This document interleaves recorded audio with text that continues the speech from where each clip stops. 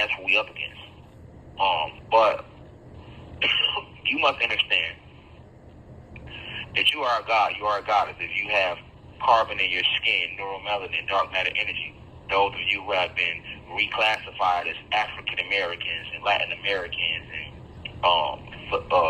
my people in the Philippines, the Vietnamese, and Laos and Cambodia, my people who they have reclassified as Pacific Islanders, Samoa and islands like that, Hawaii, Australia, pretty much all over the globe, all through the West Indies, which is the Caribbean, pretty much all over the globe, carbonated beings, non-ether beings, have been reclassified, right? These are the individuals who are the gods and the goddesses. You are the gods and goddesses of ancient legend. You are the gods and goddesses that have been spoken about in Greek mythology. And you must understand that. I know we are starting to use the phrase more God and goddess, but now it's time to absorb that name, to absorb that energy, and to stand on that. It's one thing to be aware that you are a God. It's another thing to act as a God. It's one thing to be aware that you are a goddess, but it's another thing to actually act and display that prestige of being an Anunnaki goddess, or of being a god. That's the name of our species. That's the cosmic name of our species. That is nothing I'm saying to feed the ego, because you got to understand the title of God is held in such high regard down on this material plane. But that's the name of our species. So once again, I don't say that to feed the ego or no shit.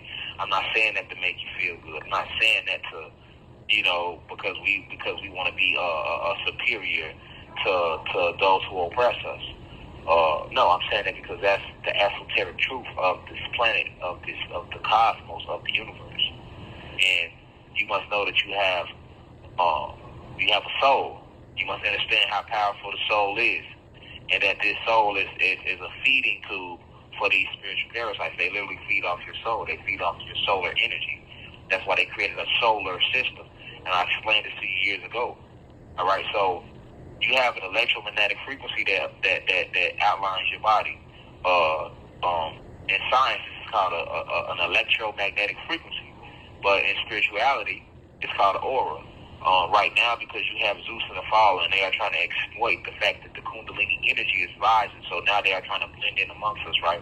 So you see a lot of people using the term aura. You see a lot of people out here trying to rock the lock. You see a lot of people trying to get to the crystals and get in and playing the sound bowls and using terminologies like God and goddess and non-ether beings and such and so on. But a lot of these people are imbeciles. A lot of these people are